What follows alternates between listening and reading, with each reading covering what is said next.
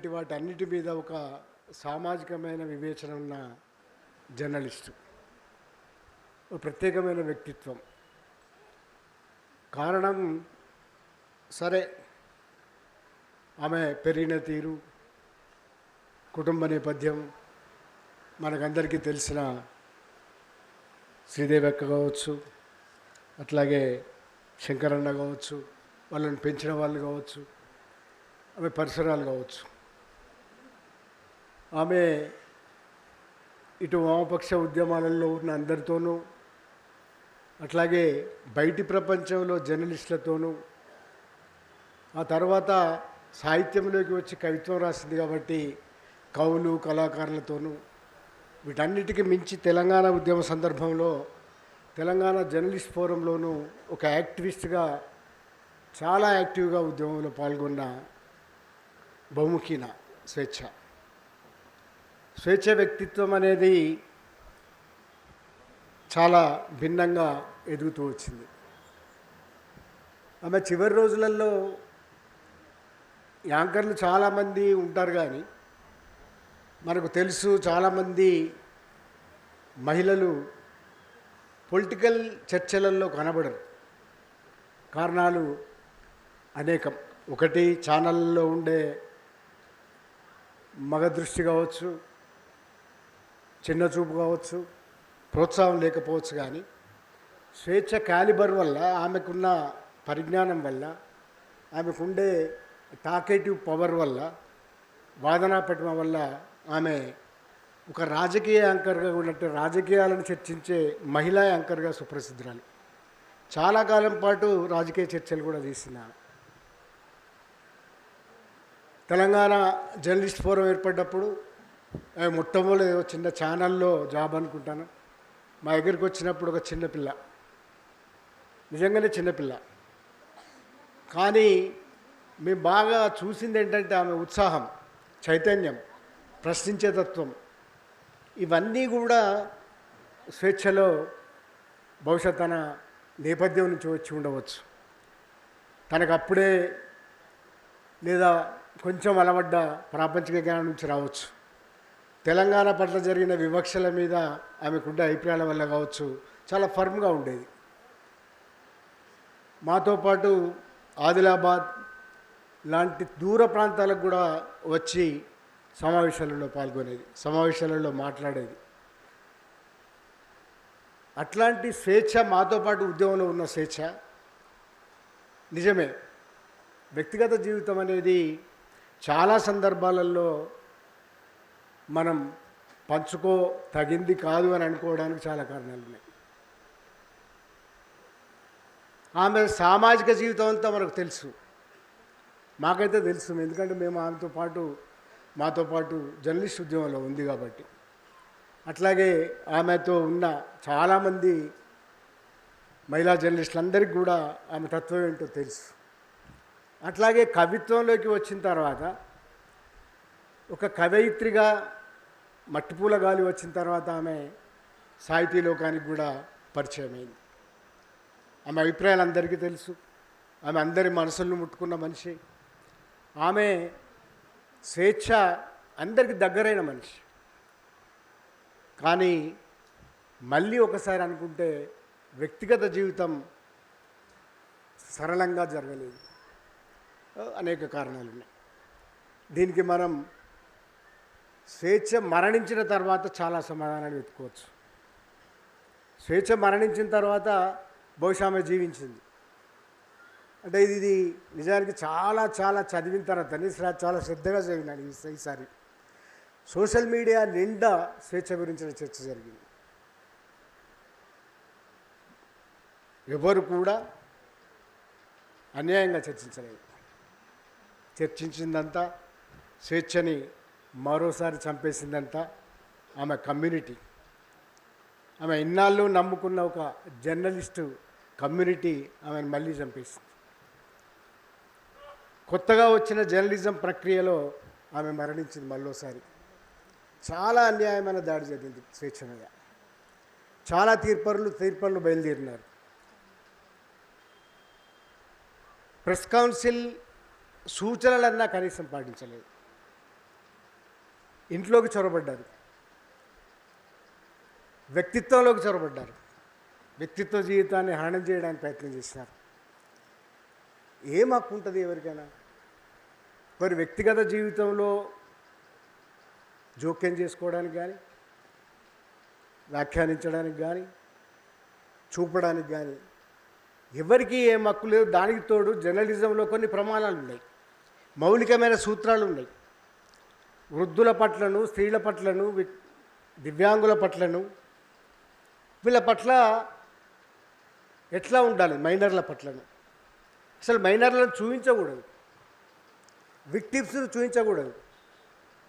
Victims వ్యక్తిగత గోప్యతని కాపాడాల్సిన బాధ్యత ఉంటుంది. కానీ మీడియా వీటన్నిటినీ, మీడియా అంటే అన్ని మీడియాలు దాదాపుగా అనొచ్చు, ఎందుకంటే నేను చూసి ఉన్నాను కనుక. ఎవరు ఏమీ చక్కని ప్రవర్తనలో లేరు, ఎవరు ఏమీ ప్రామాణికాల ప్రకారంగా ప్రమాణాలు పాటిస్తూ ఉండలేదు. కారణం ఏమిటి అసలు? ఎందుకింత దిగజారిపోతున్న ఒక కమ్యూనిటీ, జర్నలిస్ట్ కమ్యూనిటీకి సంబంధించిన ఒక మనిషి ఆత్మహత్య చేసుకుంటే ఇంత క్రూరత్వం ఎక్కడి నుంచి వస్తున్నాయి? ఎవరు వీళ్ళంతా అసలు? ఒక దిక్కు సోషల్ మీడియా లాంటివి వచ్చిన తర్వాత వచ్చిన పరిణామాలలో లాంగ్వేజ్ మారిపోయింది, వల్గారిటీ పెరిగింది, వ్యక్తిత్వ హరణాలు పెరిగినాయి.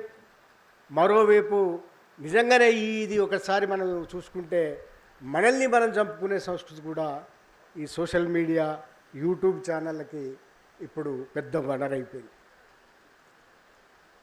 ఒక దిక్కు స్వేచ్ఛ, భౌతికకాయాన్ని అందరం తీసుకొచ్చి అక్కడ ఉన్నాము, ఒక గుంపులాగా వచ్చేసినారు. నేను వాళ్ళని పక్కకు తీసుకుపోయి మాట్లాడండి, ఏందా ఇది మీ గొడవ ఏంది అసలు, మీ గోల్ ఏంది అసలు? సార్ మేము మిస్ అవుతాం. ఏం మిస్ అవుతారు మీరు? అప్పటికి ఫోటోలు తీసుకున్నారు, ఓకే ఫైన్, కానీ మీరు ఎవరి దగ్గరికి పోతున్నారు, ఎవరిని అడుగుతున్నారు, ఏం మాట్లాడుతున్నారు? ఇదేం పద్ధతి, ఇదేం సభ్యత, ఇదేం ప్రమాణం, ఇదేం మీడియా? మొట్టమొదటిసారిగా నాకు మీడియా మనిషిని అయినందుకు సిగ్గుపడాలనిపించింది. నేను నిజానికి అకాడమీ చైర్మన్గా కూడా చేసినాను.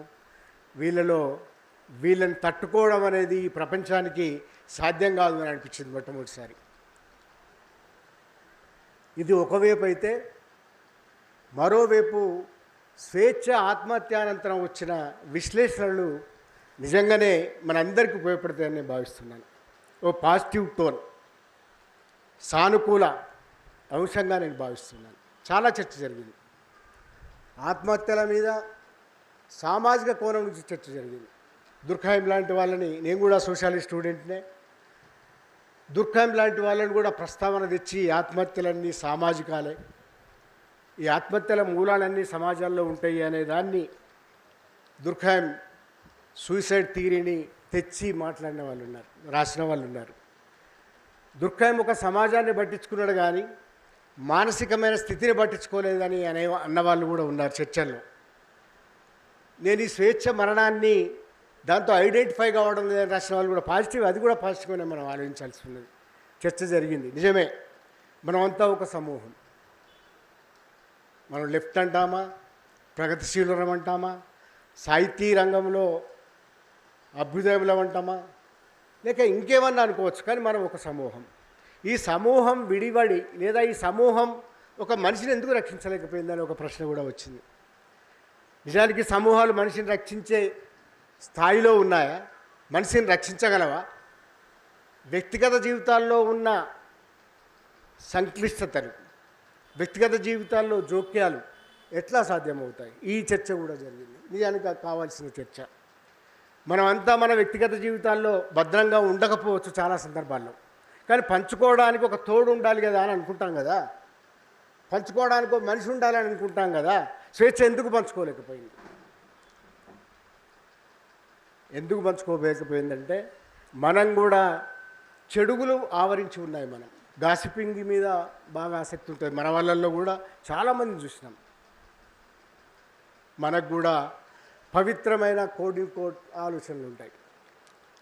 పెళ్ళి అంటే, విడాకులంటే, రెండో భర్త అంటే, మూడో సాహచర్యం అంటే కూడా మనకి చాలా ఇబ్బందులు ఉన్నాయి. ఓపెన్గా మాట్లాడుకోవాలి. ఇవన్నీ చర్చ జరిగినాయే చెప్తున్నాను నేను. ఒకసారి ఆలోచించుకుందాం. ఉండవచ్చు. వాళ్ళ స్వేచ్ఛని ఎందుకు గౌరవించడం లేదు మనం? వాళ్ళని ఒక పాజిటివ్గా ఎందుకు ఆలోచించడం లేదు మనం? దీని సహజీవనం మీద కూడా బోల్డన్ని కామెంట్స్ వచ్చినాయి ఈ విషయాలలో. వాళ్ళ వ్యక్తిగత జీవితాలను మనం ఎట్లా తీర్పరులమవుతాము? RV judgemental? మనం ఒక తీర్పరులమా? వ్యక్తిగత జీవితాల మీద తీర్పులు చెప్తున్నామా? ఒక దిక్కేమో ఈ తరాలు పడుతున్న ఒక బాధ, ఈ తరాల అంతర్లోకాలన్నీ కూడా చిన్న భిన్నమైన సరళంగా లేవు. ఈ తరాలు పడుతున్న ఘర్షణలు సరళంగా లేవు. మరోవైపు ఒక ప్రపంచం ఓపెన్ అయి ఉన్నది. ఒక బహిరంగంగా ఉన్న ఒక ప్రపంచం ఓపెన్ అయి ఉన్న ఈ స్థితిలో బోలెడంత గందరగోళాలు ఉన్నవి ఈ తరాలు. వీళ్ళకి మనం ఏం చెప్తున్నాం, ఏం చెప్పాల్సి ఉన్నది, ఒక సమూహంగా మనం ఏం చెప్పాల్సి ఉన్నది అనేది కూడా చాలా ముఖ్యమైనది. చెప్పకపోతే సరే, పంచుకోకపోతే సరే, వాళ్ళతో మాట్లాడకపోతే సరే, ఎవరిని అనరు. కానీ దయచేసి తీర్పరులు కాకండి. చవకముందైనా చచ్చినాకనైనా మళ్ళోసారి చంపకండి. ఎంత అన్యాయమైన స్వేచ్ఛ విషయం ఇన్ని రోజుల తర్వాత మాట్లాడుకుంటున్నా కాబట్టి ఎంత అన్యాయమైన విషయం అంటే, విక్టిమ్ ఎవరు? స్వేచ్ఛకి ఆత్మహత్యకు ప్రధానమైన కారకుడు ఎవడు? పూర్ణచందర్. వాడు సేఫ్గా ఉన్నాడు. వాడి స్టేట్మెంట్ చాలదా అతను ఒక చాలా అన్యాయమైన మనిషి అని చెప్పడానికి, దుర్మార్గమైన మనిషి అని చెప్పడానికి? సరే, నమ్మించి మోసం చేసేవాడని చెప్పడానికి అతను విడుదల చేసిన ఒక ప్రకటన చాలు. వాని మీద ఎవడు మాట్లాడలే, వాని మీద మాట్లాడినవాడే లేడు. ఎక్కడి నుంచి వచ్చినాడో చెప్పినారు కానీ అతని చరిత్రను తీసిన వాడు లేడు. పైగా చాలా పద్ధతిగా అతను వాళ్ళ భార్యను ప్రవేశపెట్టి భార్య ద్వారా ఒక స్టేట్మెంట్ చేసినాడు. స్వేచ్ఛని నిందితురాలని చేయడానికి, స్వేచ్ఛని ఆమెదే తప్పని చెప్పడానికి, స్వేచ్ఛ తప్పు కాకుండా వాళ్ళ కుటుంబ సభ్యులది తప్పని చెప్పడానికి వాడు ప్రయత్నం చేసినాడు. ఎవడు మాట్లాడలేదు. ఇక్కడ విక్టిమ్ చేసింది మీడియా. విక్టిమ్నే పలు విధాలుగా మళ్ళీ చంపింది మీడియా. ఆత్మహత్య చేసుకున్న స్వేచ్ఛను మళ్ళీ చంపింది మీడియా. ఎక్కడికి పోతున్నాం మనం? ఒకవైపు ఒక సమూహంగా మనం ఎట్లా ఉన్నాము, ఎట్లా ఉంటున్నాము అనేది ఒకవైపు అయితే, నిజానికి ఇవాళ రేపు మాట్లాడుకోకూడదు, ఇది వేదిక కాకూడదు, కానీ మన సమూహాలలో కూడా అభిప్రాయాలు విపరీతంగా విభేదిస్తున్న కాలాల్లో జీవిస్తున్నాం. మనం ఒకరికి సరిపడే కాలంలో లేము. ఇంతకుముందు ఉండేది ఆ కనీసమైన ఒక సాలిడారిటీ కానీ, ఏకత కానీ, మనకు అభిప్రాయ భేదాలు ఉన్నా కూడా, లేకుండా భిన్నాభిప్రాయాలు ఉండే ఒక సహిష్ణుత కానీ ఉండేది. కానీ కాలం మారిపోయింది.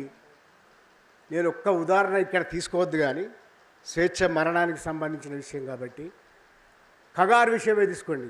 శాంతి కోసం అని ప్రయత్నాలు చేస్తే 3 గ్రూపులు అయినాయి ఇప్పుడు. దాంట్లో కొట్టుకుంటున్నారు మీడియాలో. అరే, ఇట్లా ఎందుకు తయారవుతున్నాం మనం? భిన్నాభిప్రాయాలు ఉండడం ఒప్పుకోవచ్చు మనం. భిన్నాభిప్రాయాలతో పాటుగా ఒక విషయం మీద విశ్లేషణను ఒప్పుకోవచ్చు. కానీ మనము అయినా కూడా భిన్నాభిప్రాయాలతోటి సహిష్ణుతతో ఎందుకు ఉండలేకపోతున్నాం? ఏదో తేడా కొడుతున్నది. బహుశా స్వేచ్ఛ కూడా ఆ చెప్పుకోలేని తనం నుంచి, ఆ పంచుకోలేని తనం నుంచి, పంచుకుంటే వచ్చే పరిణామాలు ఏంటో తెలుసు కాబట్టి కావచ్చు, ఆమె పంచుకోలేదు. వ్యక్తిగత జీవితంలో ఉన్న ఈ సంక్లిష్టత స్వేచ్ఛను బలి తీసుకున్నది.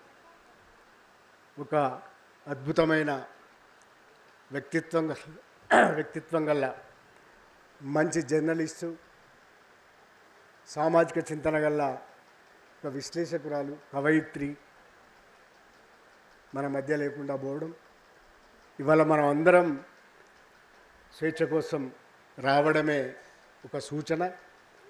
స్వేచ్ఛకి ఈ సభ తరఫున, నా తరఫున నివాళులు అర్పిస్తూ